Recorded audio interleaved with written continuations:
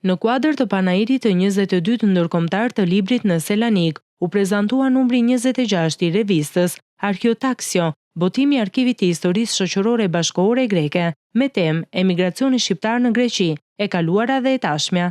Aktiviteti u zhvillua në ambientet e fondacionit Eksidaponia, me pjesëmarrjen e studiuesve, përfaqësuesve të komunitetit shqiptar në Greqi, studentëve dhe vizitorëve të panairit. Gjatë diskutimit u trajtua historia e emigracionit shqiptar ndër vite, sfidat e emigrimit, ruajtja e identitetit kulturor dhe ndikimi i emigracionit në jetën sociale dhe ekonomike të shqiptarëve në Greqi.